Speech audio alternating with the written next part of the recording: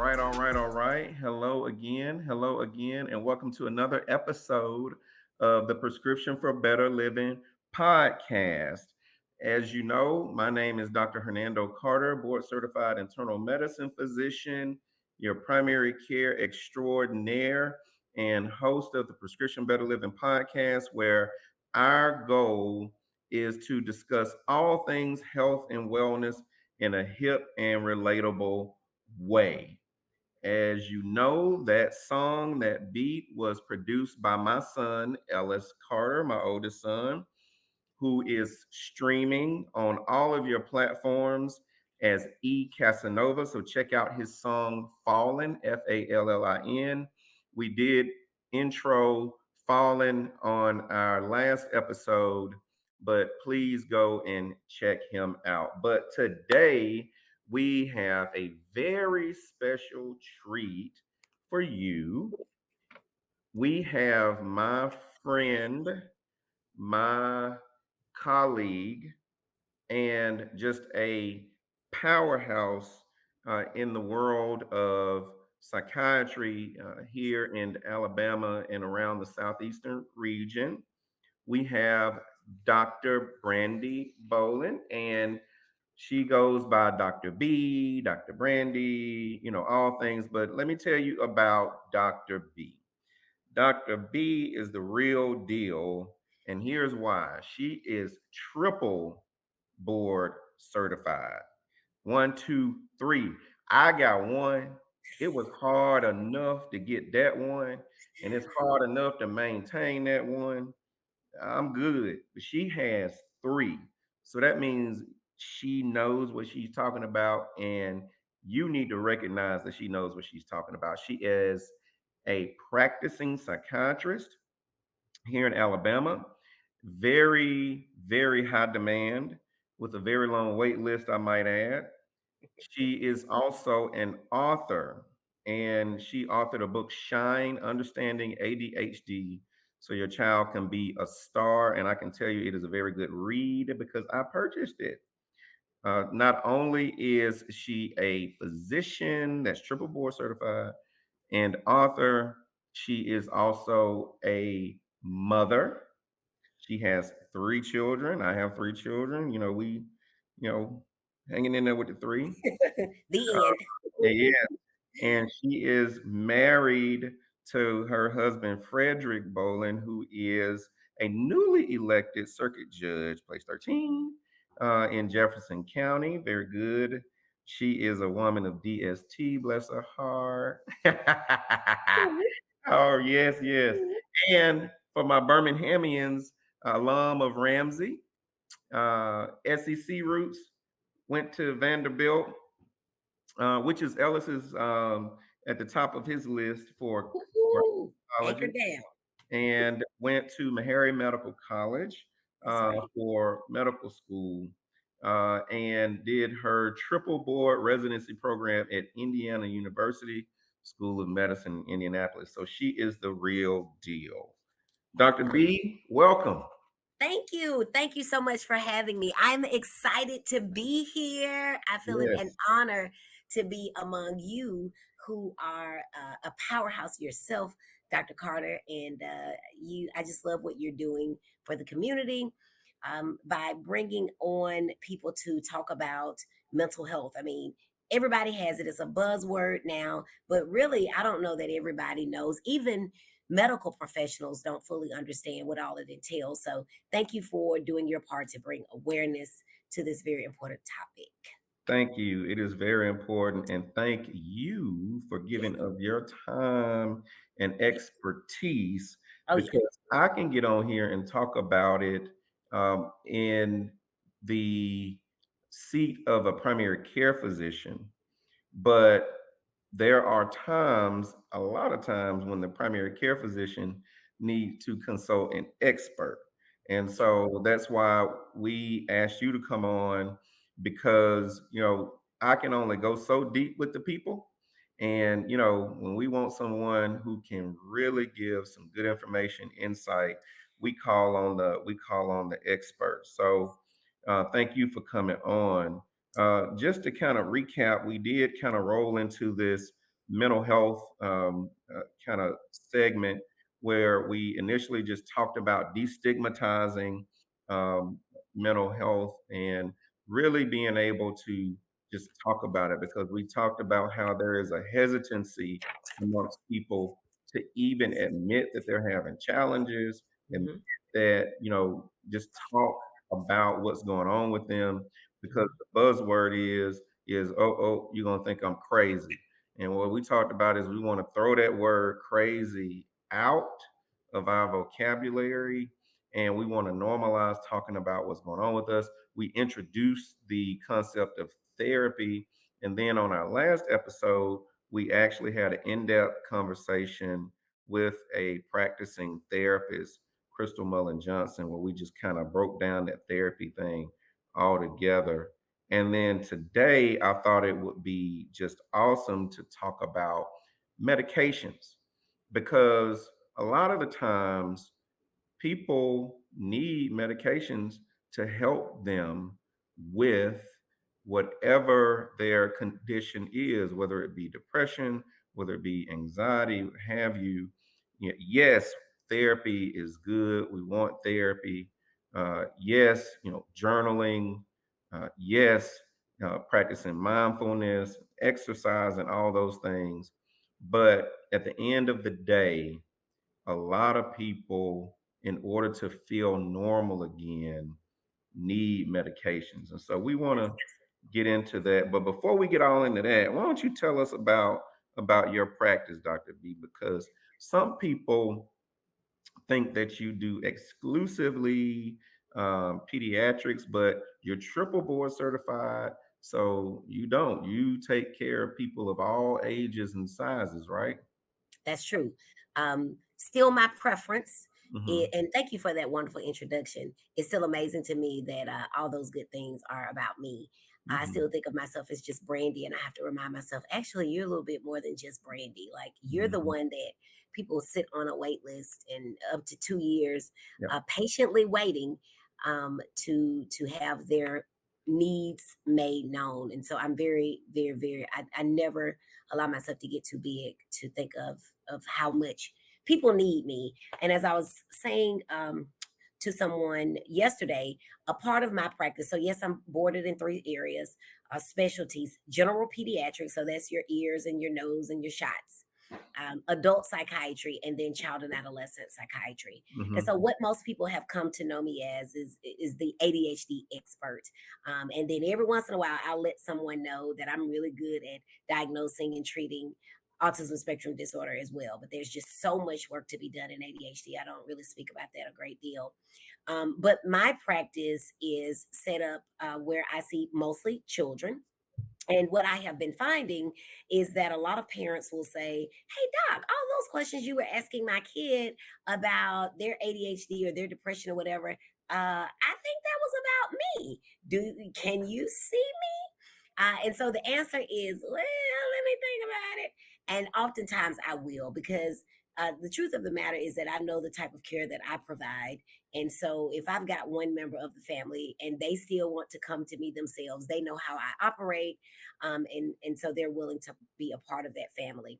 I am licensed, I reside in Alabama, and obviously I'm licensed here, but I am licensed in a total of 23 states and have DEAs in most of those states so that I can practice medicine and see family members, and because I have friends everywhere, professional friends. And so it's just a blessing, honestly, as they say, to be a blessing. It's so cliche, but I do like to share my gifts. I don't do much general pediatrics, but I can't tell you how invaluable it is to have that knowledge and to say, you know what, mom, your child is squinting while they're sitting here looking at me. And really getting in, looking at the whole person and being able Mm-hmm. to treat all of that.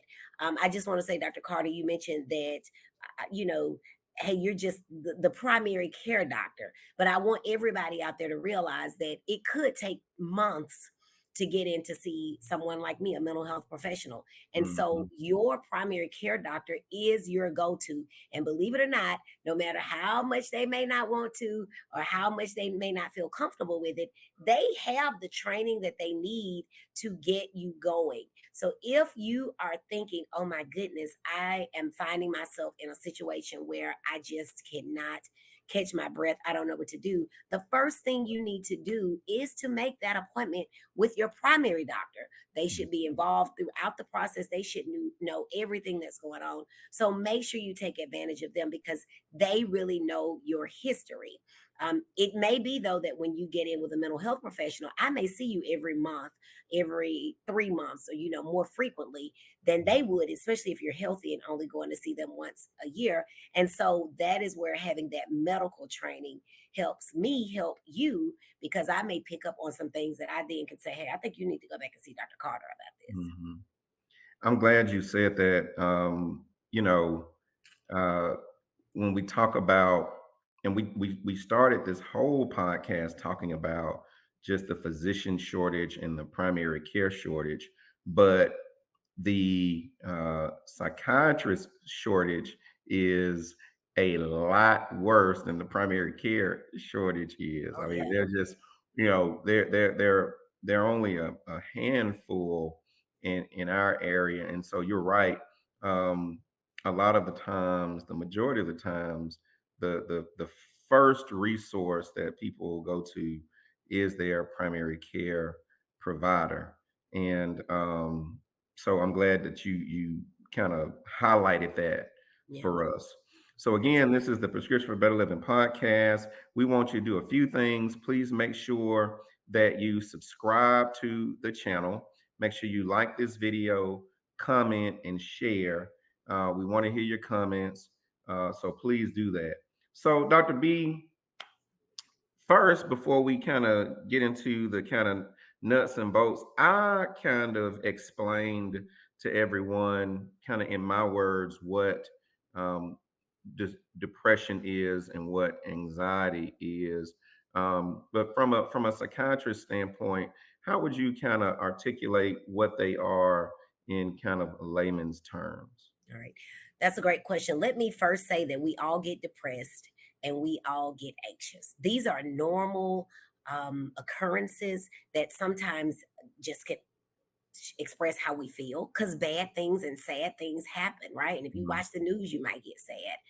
If you believe and read the Bible, you know that Jesus wept. So, certainly, if he did, I'm going to weep too from time to time. If a bear came into my home, fell down in my ceiling, right, and stood where I was and said, "Rah," okay, I better get afraid. I better get anxious. And if my knees and everything works well, I'd better take off running. I don't know if you should run when a bear is around, but anyway, the point is that these can be normal experiences. The problem comes though when there is no bear and you're revved up like that, Mhm. or your parent didn't die, or you didn't get bad news, or let's say that you did get bad news, or your parent died 12 years ago, but still you can't get moving. This is where we get into what people call in the clinical depression or generalized anxiety. You're always worried that a bear will appear in the room, but you've never had any reason to believe that a Mhm. bear in the middle of Birmingham is just going to show up at your house. And Mhm. so the very simple way of thinking about it is to think I'm having these feelings and I'm having them too often, too much, more than I want. And now, as everything in our diagnostic manual says, it's impacting my life. And it may be something that sometimes you need some other people to help you realize that it's impacting your life because it has now become your new norm. But it is definitely impacting your life, impacting your relationships, impacting your work, your ability to function, your ability to go and do anything. I tell all my friends, look, if something happens to me and I don't want to shop today, and I don't want to shop tomorrow, and 3 days in a row, I still don't want to shop. You better kick in the door and come check on me because I am not okay.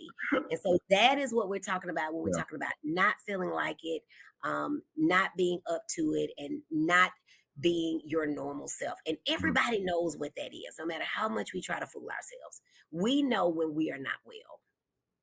Right. So, and I'm transparent with the audience. Um, the very first time I sought help for depression, it was my wife who mentioned something to me. I was moody and quiet, wasn't talking, and she, was like, "What's wrong with you? Are we okay? What's going on?"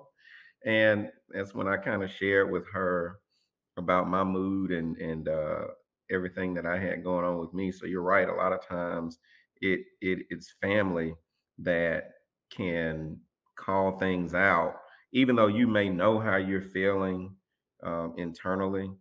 Sometimes you think that people don't notice, but a They lot do. of times people do notice. They do. And which brings up another good point. If you notice something different or some concerning behavior in a loved one, don't ignore it, because sometimes the loved one may be waiting on somebody to ask some questions That's right. so that they can, say what's going on with them so they can kind of ask for help. So, the old adage is if you see something, say something, but, that is for sure the truth.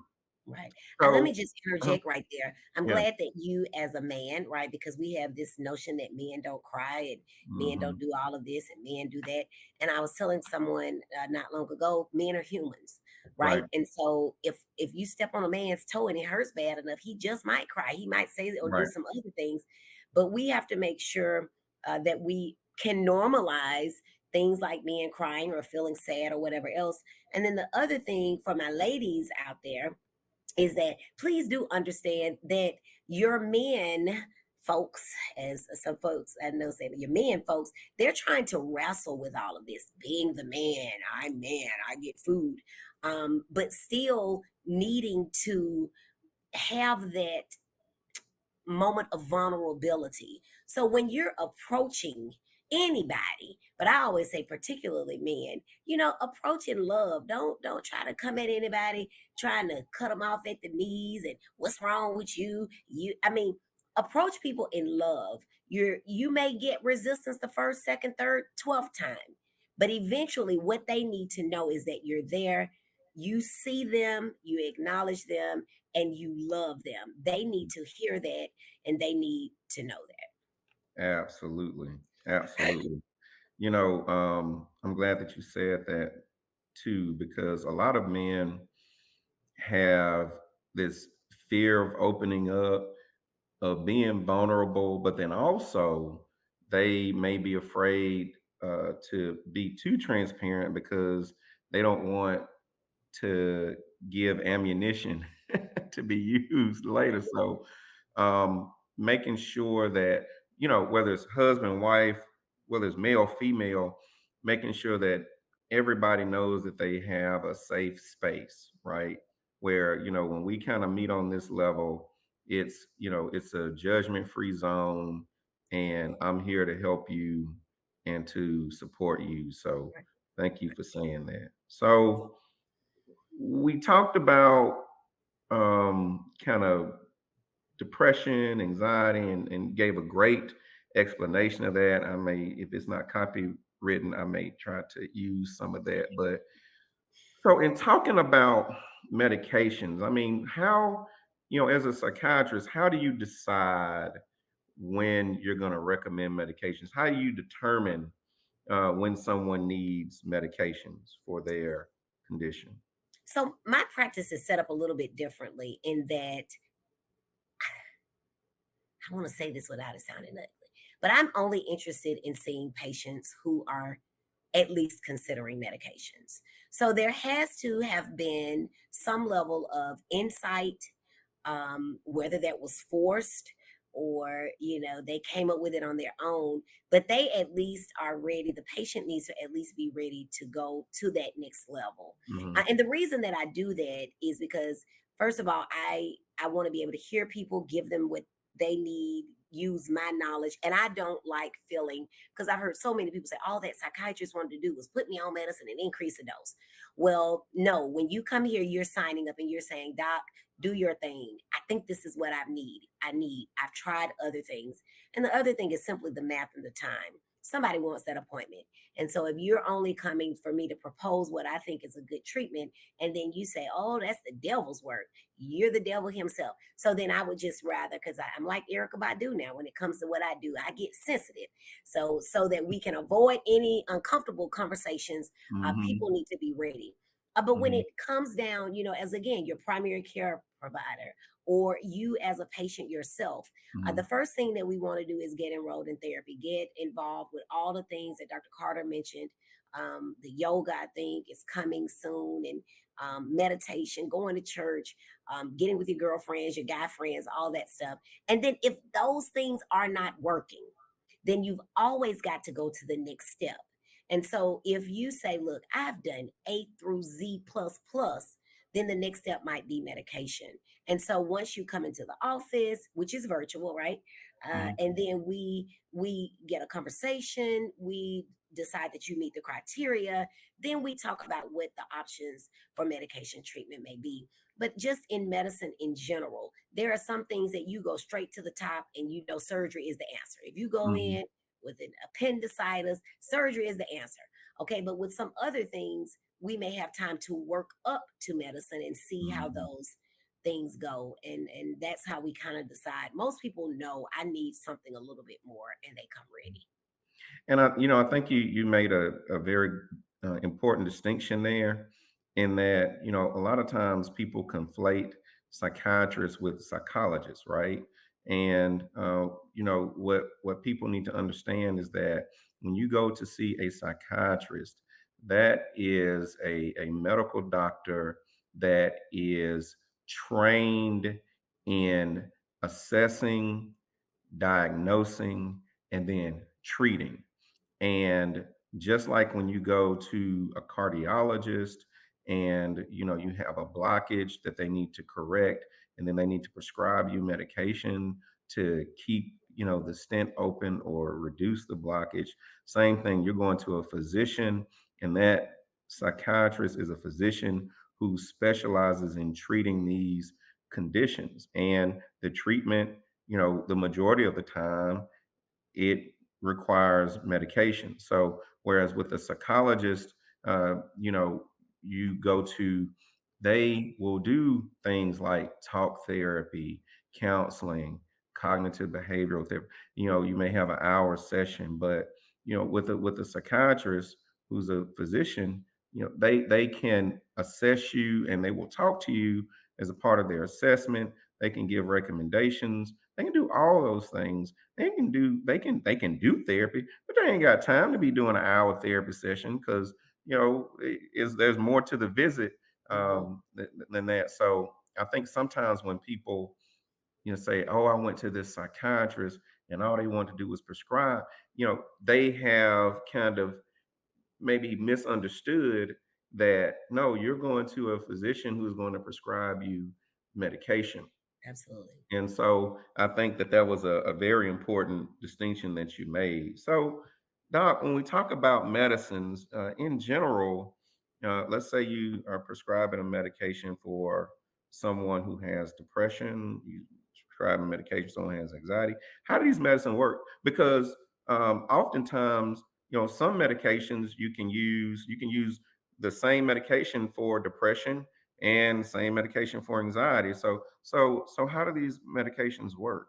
Yes, you have figured it out. So whenever someone comes in and they say, "Well, doc, I'm anxious," and we diagnose generalized anxiety disorder, social phobia, and I said, "Okay, we're gonna get some Prozac," and they say, "Well, whoa, time out. That's an antidepressant." I told you I had anxiety. The truth of the matter is that we use, I mean, the brain. We're working with that one organ, and we are treating several different diagnoses and sets of Mhm. symptoms with just a few medications, just a few. And it depends on the strength, how high the strength is. Typically, Mhm. at your higher doses, you're going to target anxiety, whereas at your lower doses, you're targeting depression. But it's just amazing. I once heard a preacher telling a story, and he said that the little boy said, How does the Tylenol know to go to my knee when my knee hurts and not my elbow? Because my elbow is not hurting. And he said it just knows. So, Mhm. in some respects, you just got to trust us that the medicine knows if you have anxiety, it's going to work on that. And I think so. So, how these medicines work, there are several different types of antidepressants and anxiolytics.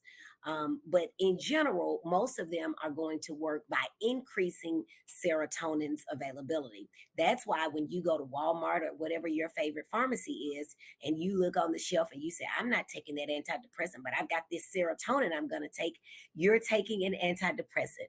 You're taking the active ingredient in Prozac, Celexa, Paxil, all of those, Zoloft. That is what you're doing, and you're doing so over the counter, which is perfectly fine. We just need to be sure that if you decide to switch over and come and see someone like me, that you already let me know, hey, doc, I'm already taking a bazillion milligrams of serotonin and I'm not Mhm. getting better. So that is how they work. It can take them a couple of weeks up to a month of consistency in taking them before you actually get a chance to see any benefit, but it definitely will be worth it when you get there. So a couple of weeks to a month Couple because weeks to a month. So this is okay. not overnight. So not an unshameless plug right here. When you call me and you say, I need to get my loved one into you ASAP because he is standing here with a knife threatening suicide, I'm going to tell you to go to the ER because anything that I have, except something that could maybe knock him out and sedate him, it's not going to work right now for whatever that issue is. And he needs to be somewhere where people can make an assessment of Mhm. him to see, is this because of a true desire to hurt oneself, or is this because, y'all ran out of cookies and Mm, he is really upset about that because he wants his yeah, cookies. That's where they can make that assessment, and that's where they can give the appropriate treatment for that. yeah. And you said consistent therapy, so taking it every day. So these Right. medications are not meant to be taken just when you feel like you need it because they don't work like that. They don't work like So that. sometimes people say, "Yeah, I take that. I tried that medication, it didn't work," but they weren't taking it every day. They were like, Consistently. "Oh, I think I feel a little sad today. I think I may take it today. Tomorrow, I won't take it." No, it doesn't work that way. It's not like a pain pill. Exactly. And You then on the other hand, I know, get a lot of people who they'll go away for 6 months and all of a sudden they come back and they were worse than they've ever been. And I say, what happened? Well, doc, I was feeling better and I thought I didn't need it anymore. No, you were feeling better because of it, not, mhm, and so I don't need it. So continue it. I mean, unless when you get to the point where you're like, doc, I've been stable for several years, months, whatever, and by the way, we would be interested if you've had a significant major depressive disorder in treating you with medications for at least 6 to 12 months before we consider you stopping them. And you want to do that gradually under a doctor's care and not just say, all right, I'm feeling better. It's been this way for 3 months. I'm good to go. And then mhm, finding yourself not being able to get out of bed to even make the phone call to say, I need help again. yeah. And then you don't wanna stop stop them cold turkey either, right? Yeah, you Um, definitely can have a, withdrawal type of pattern. Some of the SNRIs, particularly, are notorious for that. One of them is Effexor. Even missing a dose or being a couple of hours late taking a dose of Effexor can really make you feel like you're sick, like you have flu-like symptoms. Prozac, if you're someone who, and I don't, promote this, but just being transparent, giving the people what they need, if you're someone who tends to not be able to remember to take your medicine, Prozac has a very long half life. And so it kind of weans itself. Still, you should be taking it every day. But that is why, for example, Prozac is the treatment of choice for premenstrual dysphoric mood disorder, PDMS, PMDS, PDMS. mhm, PMS, what we used to call it. And mhm, that is because it lasts so long, you can take it for the week before, the week of, and the week after your cycle, and then not take it for a week. But most people I know just say, forget it. That's too much for me to remember, and they take it mhm, all the time. But mhm. yeah, you do need to be very consistent with taking the medication. And we talked about, again, possibly with some of these medications, if you stop them cold turkey, having withdrawals, are there any other, side effects that people need to be aware of? What are some of the more common ones? Yes. And and then how likely is it? Because people always worry about like side effects, right? and they read all the labels and all that stuff. But how common are the more common side effects? If that's a good question. Yeah, absolutely. So, I've seen numbers as far as low as 30 up to 75% as far as how many people are affected by side effects. And it's really one of those things. It's super scary, and I get it, but you have to just be like Nike says and just do it. You have to be unafraid. Well, be afraid, but do it scared. You got to get in there, you got to try, and then you got to be willing to commit to medicines like you commit to human beings. Human beings fail us all the time. They make us sick. They give us headaches. We say we're gonna stop fooling with them, but guess what? We go fool with human beings again. And that's really the way you have to look at medications. If not this one, there will be one. And a good clinician is going to continue to work with you, understanding that, hey, the first person we fell in love with, we didn't like them either. We may not have married them, but we kept going until we found someone we could. As far as your common side effects, right? Sedation, um, weight gain, and then sexual disturbances. And so you just got to kind of work for that. Or yes, yes, yes. So the weight gain, if you've got somebody who is thin and they want to gain weight, well, then we might give them the one that helps them gain weight. If we've got someone who is having problems sleeping, well, then giving them the one that is going to um, help them with sleep, Hmm. that may be good for them. And with sex as well, there are some people who have problems feeling like their mate thinks they go too long. Well, if you give them something that's going to help them be able to have an ejaculation and erection sooner, that might be the one for them. Now, But in which one general, is that? Because I don't want that one. we gonna take care of you, Doc. We gonna take care of I you. don't Should want you that. need should you need anything I like don't. that, I we don't. are gonna make sure that you I don't. get taken care of. We are I gonna don't make need. I sure don't want to go. I don't want to go sooner. you don't want to go so. I Yes, want yes, to be. yes. I want to be 18 again. 18 again. Ooh, 18 was a good year. Let me come on back. Let me come We on back. couldn't have. All right. Yeah, we we are Come on back. professionals, and we can't. Come on We can't. We back. can't talk about.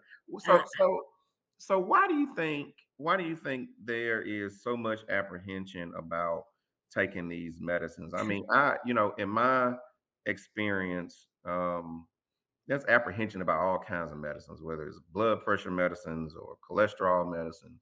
Not much apprehension about some diabetes medicines like Wegovy and Manjaro and Ozempic. I don't know why, but not much apprehension about those right now. I wonder, why?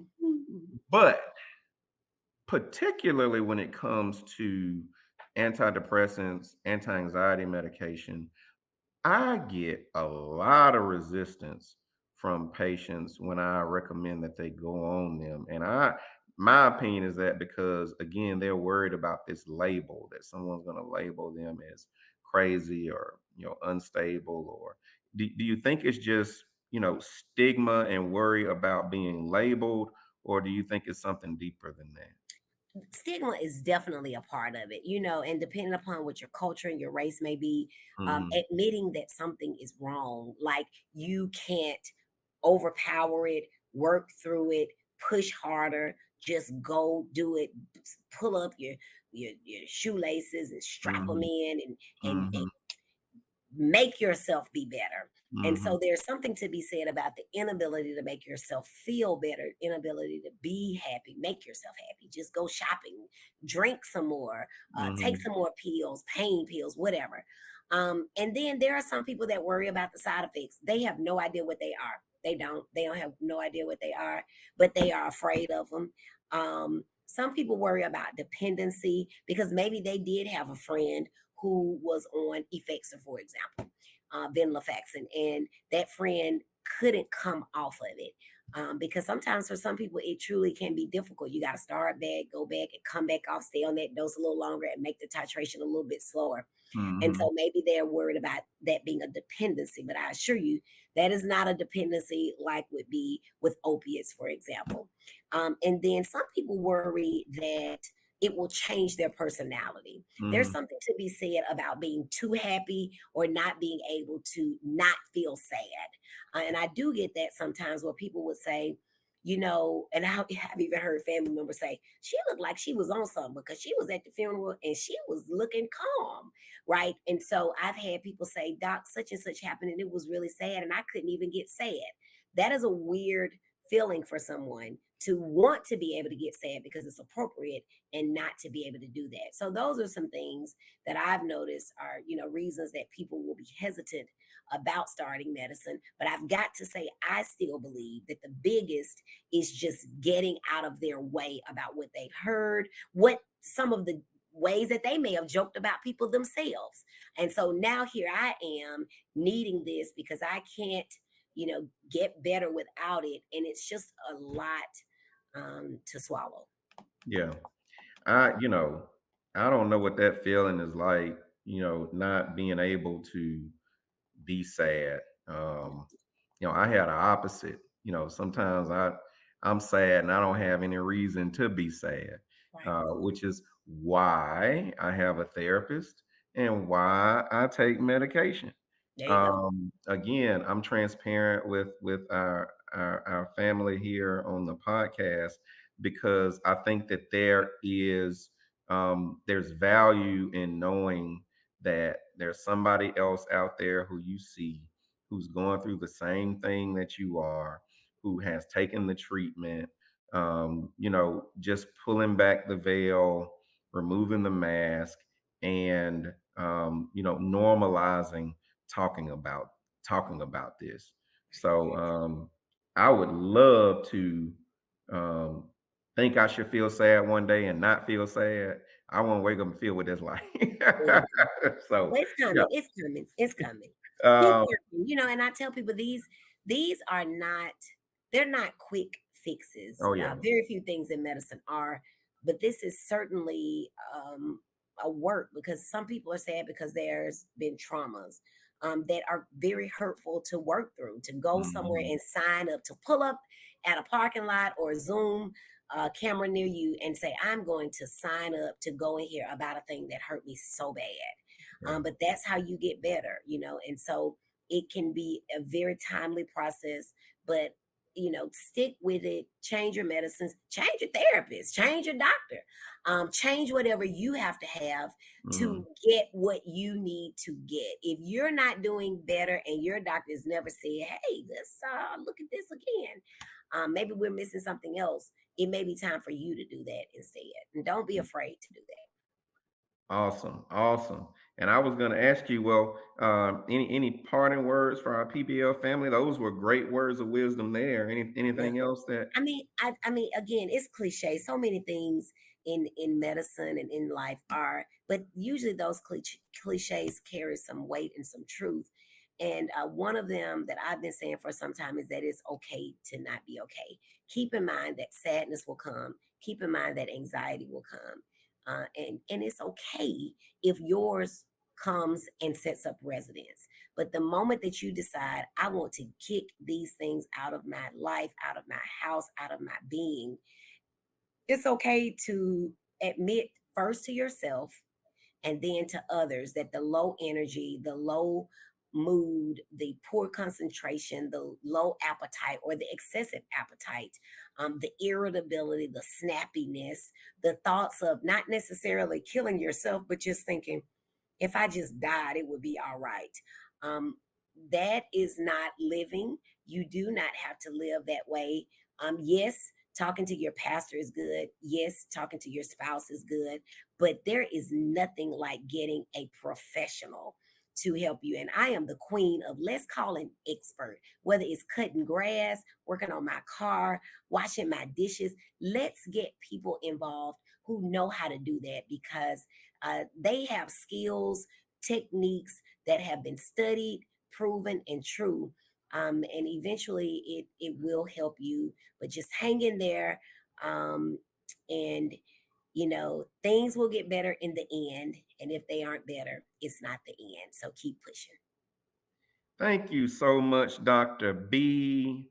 That was awesome. I have so much fun talking to you. each and every time we talk. Family, this is the Prescription for Better Living podcast, where we discuss all things health and wellness in a hip and relatable way. This is Dr. Brandy B. I am Dr. Hernando Carter, your board certified internal medicine physician, primary care extraordinaire, and we want you to do a few things. Subscribe to the channel, like this video, comment on the video, share the video, and tell everyone you know. Scream it from the mountaintops. Hallelujah. Dr. Carter is here. Until next time, Dr. B, Dr. Carter, out.